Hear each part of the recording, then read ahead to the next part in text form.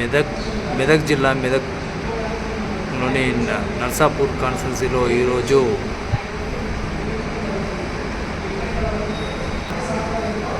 కార్మికుల పాట కోసం పాదయాత్ర చేస్తూ మీటింగ్ సభలు ఏర్పాటు చేశారు.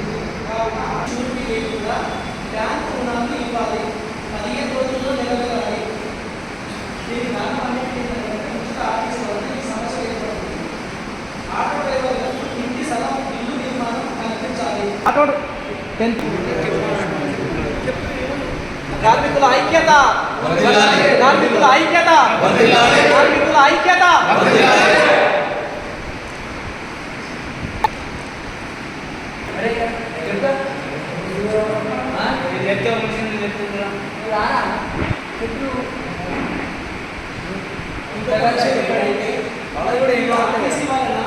చాలా ఆటో డ్రైవర్లు కానీ మళ్ళీ షాపింగ్ వాళ్ళు కానీ మిగతా షాపింగ్ వాళ్ళు కానీ ఎవరైనా చాలా నష్టపోతుంటారు.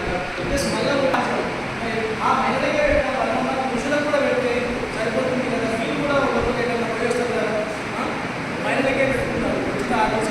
పురుషులకు కూడా కష్టానికి ఫలితం అనేది ఉండాలి.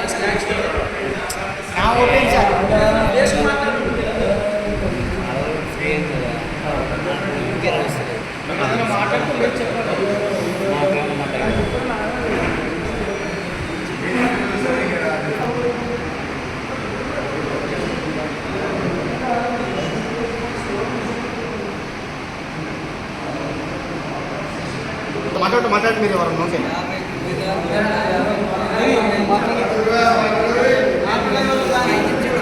వేరే కార్మికులు కానీ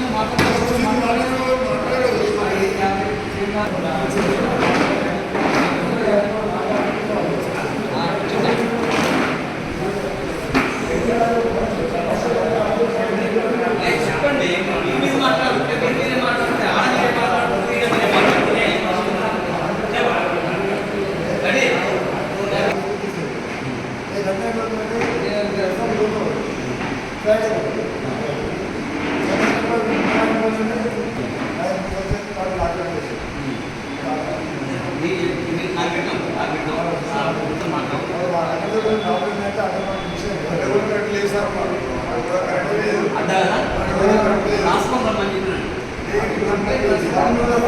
దగ్గరికి వెళ్ళి నాకు చెప్తారు కదా, అవే విషయాలు రాసుకొని వస్తే నేను ఏం చేస్తాను అంటే మీ అందరి ప్రాబ్లమ్స్లో కాగితాలు మొత్తం ఫైల్ చేసుకొని ఆ ఫైల్ తీసుకొని పోయి అధికారుల దగ్గర కొట్టాలని కోసం మీరు ఉత్తగా చెప్తే నేను ఏం చేస్తాను పని చేయండి.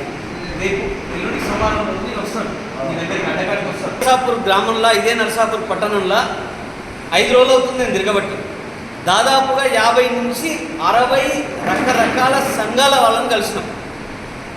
ప్రతి ఒక్కరు వాళ్ళ సమస్యలు చెప్తా ఉన్నారు. ఉదాహరణకి ఆటో డ్రైవర్ల పరిస్థితి ఏంటంటే, మన ప్రభుత్వం సంక్షేమ పథకంలో భాగంగా మహిళలకు ఉచిత బస్సు ఇవ్వాలనేటువంటి ఉద్దేశంతో ఒక మంచి నిర్ణయం తీసుకొని దానివల్ల ఒక వ్యవహారికంగా ముందుకెళ్తుంది. దాన్ని ప్రభుత్వం చేస్తున్న కార్యక్రమాన్ని ఏం చేయొచ్చు అంటే మనం చాలా అప్రిషియేట్ చేయొచ్చు. అయితే దానికి ఆల్టర్నేట్ కూడా అంటే ఒక మంచి కార్యక్రమం చేపట్టినప్పుడు దానివల్ల నష్టపోయేటువంటి వాళ్ళకు కూడా ఏదో ఒక రూపంలో ఏదో ఒక రకమైనటువంటి హామీ కల్పించాలనేది మనకు ఉండేటువంటి ఆలోచన.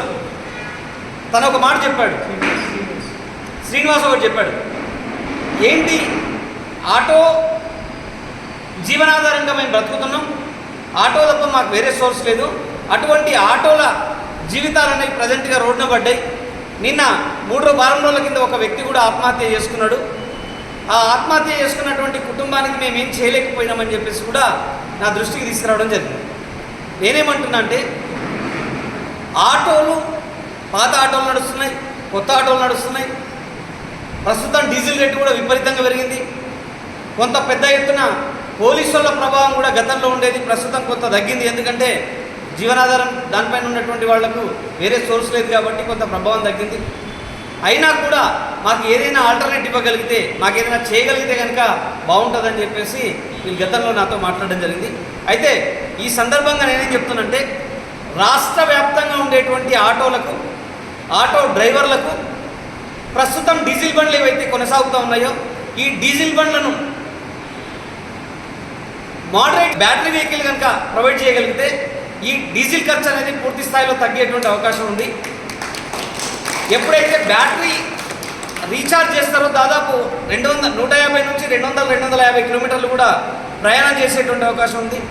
కాబట్టి ఛార్జీలు కూడా అంటే ఇప్పుడు 30-40 రూపాయలు తీసుకునే ఛార్జ్ అప్పుడు 20 రూపాయలు తీసుకుంటే ఎక్కువ అంటే ఒత్తిడి పెద్ద ఎత్తున బస్సుల్లో ఒత్తుకొని పోతూ ఉన్నారు. ఆటోమేటిక్గా తగ్గంగానే మహిళలు కూడా ఆటోమేటిక్గా మళ్ళీ ఆటోకు ఎక్కడానికి అవకాశం ఉంది. ఎందుకంటే ఒత్తుకొని కొట్లాడుకుంటూ బస్సులలో పోయే కంటే కూడా అవి తక్కువ ఛార్జీతో వెళ్ళడానికి అవకాశం ఉంది.